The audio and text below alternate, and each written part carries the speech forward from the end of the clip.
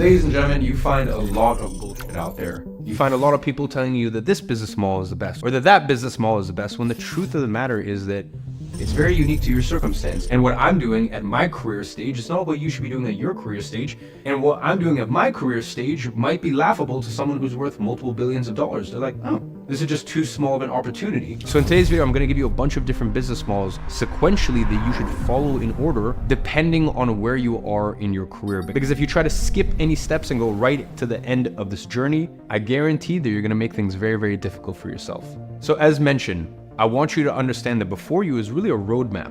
It's a quest. It's a plotted course for you to follow. And in the next few minutes, I'm going to take you on my own journey of entrepreneurship and show you the best online business models for total beginners all the way to 9-figure entrepreneurs. And along the way, you're going to learn the importance of 3 things. The first is equity, and this is really what divides social classes, makes fortunes, and changes lives.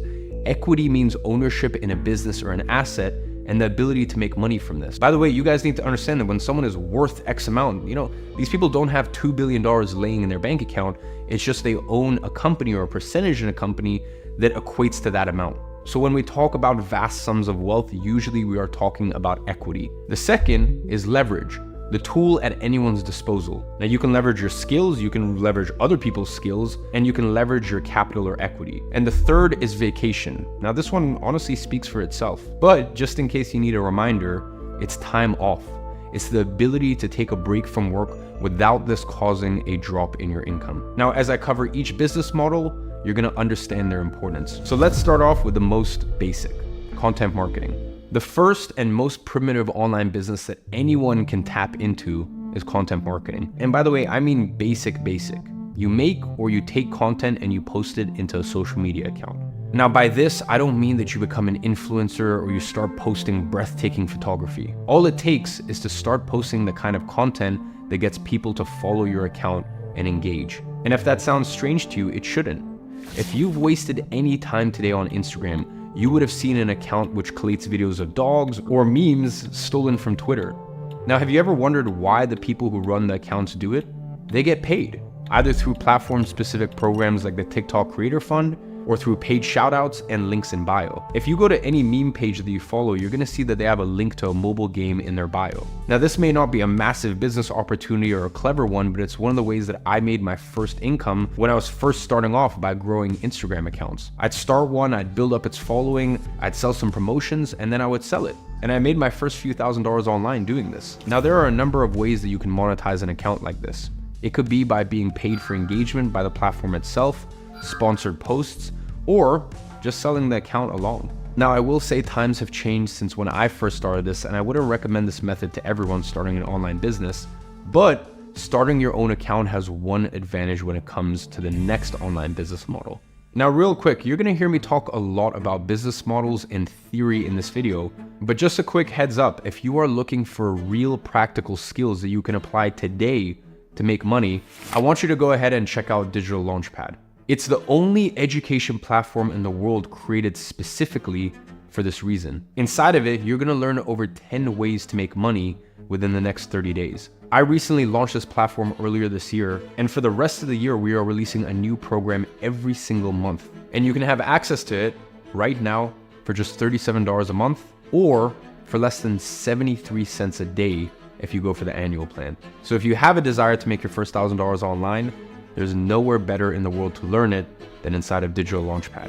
Now, moving on, the natural successor to content marketing is affiliate marketing. Now, if you don't know what that is, let's pretend that this video was listing my 10 favorite books. Affiliate marketing means that when I include an Amazon link in the description below, I get paid a percentage of the sale. And nearly every online retailer or software company has some sort of affiliate deal. Now, of course, some are more rewarding than others. I mean, once again, looking at Amazon again, their affiliate program is notoriously poor and yields you a tiny percentage of the money that they get for each sale. And the very best affiliate deals allow you to collect recurring revenue for everyone who signs up using your link, and gives you a high percentage of that revenue. Unsurprisingly, these are also the most competitive programs to work in. Finding success as an affiliate marketer means finding these programs and then combining them with your network. Now, this could be a social media following you have, an email list that you've built up, or even your friendship group. The very best affiliate marketers combine their network and then give people a reason to click on their specific link. They give their followers a free program or template and give them access to it in return for using their link. Now, some people making small fortunes from affiliate marketing dedicate their entire professional lives to it, building up astonishing email databases and massive followings, constantly pumping out reviews on YouTube just to get their next commission. Whereas in practice, the people I've seen who have the most success with affiliate marketing are the ones who combine it with another business model and use it to complement everything else they do. And affiliate marketing is really the first online business which starts to combine two of my three favorite things: leverage and vacation. Because you're able to leverage your existing online presence and in some instances, actually enjoy recurring revenue without having to do any work. And that's what I like to call vacation time. And listen, I'll be honest, I still dabble in affiliate marketing myself. There are some tools that I use myself and would genuinely recommend to people. So there's no reason why I wouldn't then recommend these to my followers. But the online business I've seen work time and time again for anyone is the next. And that is offering digital services. And by this, I mean selling your time and skills online in everything from copywriting to selling. And this is really the consistent business model that I see beginners apply to start making real money online, earning the first thousands of dollars they need to elevate the next step in their careers. The simple reality is that most skills like advertising or email marketing are in short supply and have a massive demand. Something as simple as copywriting can command massive premiums for a massive variety of paying customers, allowing you to charge hundreds of dollars just for writing a piece of email copy or a Facebook ad. And if that sounds exaggerated, you need to understand the impact of these services on businesses. I mean, listen, for most e-commerce stores, as much as 30% of their revenue comes directly from email marketing. In larger stores, that's hundreds of thousands of dollars for a single campaign sent. A marketer who can come in and write something compelling or create a high converting email sequence can easily demand 0.1% of the revenue generated for their services. And if you think it's difficult to learn these, it's not. The truth is, most practitioners of these services don't have a clue what they're doing. All it takes is a few weeks of self-education and you can master something that could generate your clients hundreds of thousands of dollars. But there's one problem with this business model. You are a one-man show and entirely reliant on gigs. And whilst this can be extremely profitable, you gain no equity in a business and you're only able to leverage your own skills. So what's the solution? Starting an agency. And very few people truly understand this business model and just understand how simple it is. As I've said many times, an agency's role is rather simple. You are leveraging the skills and expertise of others, and more importantly, you're removing yourself from the process. So let's look at one of those skills I mentioned in the last business model, email marketing. Now, of course, you can go ahead and deliver this yourself, but an even more efficient way of delivering this service is hiring someone else to do this for you. Running an agency just means matching clients with your contractors and pocketing the difference. You could charge a client $3,000 to deliver email marketing campaigns for a month and then pay your contractor $1,000 per month, and then you simply pocket the difference. It's a win-win situation where you're guaranteeing your contractors regular work and getting them paid, and also delivering high-quality services to your clients. And it gets better because this sort of business model can be scaled up quickly because you're not actually delivering this work. Because you're not actually delivering this work, you can take on more and more clients and work with more and more contractors. Your role as an agency owner is to find and convert leads and then manage service delivery. And there's a reason I'm so passionate about agencies. It's because it's the first business model where you can combine equity, leverage, and vacation. The more clients you have and the more people you make happy, the more equity you gain in the business. Now, don't get me wrong, it's extremely difficult to sell an agency, but you will gain a reputation, contacts, and the ability to get higher and higher caliber of clients. And by leveraging the skills of others, you're able to remove yourself from the equation and actually build a business that you can vacation from. Again, I'm not saying that you would disappear for a year, but it would take a pretty terrible business owner to not run an agency that they couldn't take a couple weeks away from. Now, the next business model is the one that very few people ever elevate to. And there's a reason for that. Offering digital services is easy. Nearly anyone can do it. It takes a small amount of skill and some outreach. Many people then go on to leverage their own skills and others to start an agency.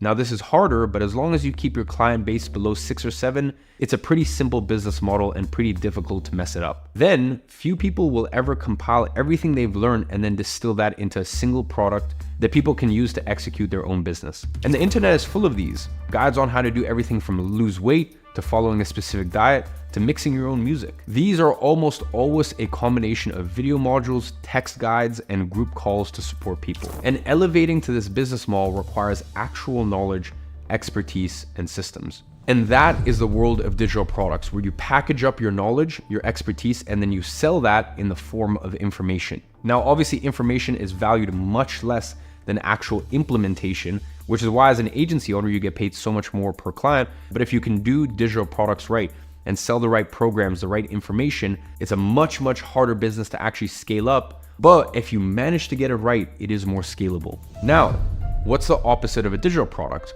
A physical one, of course. And I've purposely left this to near the end of this list because I genuinely believe it's one of the most difficult online businesses to start. It's not impossible, but the whole point of this video has been to show the roadmap you need to follow to achieve the pinnacle of online business success. And let me tell you this, selling physical products online is a tough one. And I'm not talking about dropshipping here, because that's a mixed bag of an industry that can be done well and can also be extremely profitable, but something I've never personally dabbled in. I'm talking about actually building a brand that sells quality products and doesn't just shut down within a few weeks of operating. But before I go on and on about why this is such a difficult endeavor, it's also important to highlight why this is a good business model to pursue at the correct stage of your career. Selling a physical product can all but eliminate you from the business and the brand. Listen, when someone buys a pair of Allbirds shoes, they're not buying access to Tim Brown, the founder. Quite frankly, they don't care if he goes on holiday or whether he gets back to their emails personally.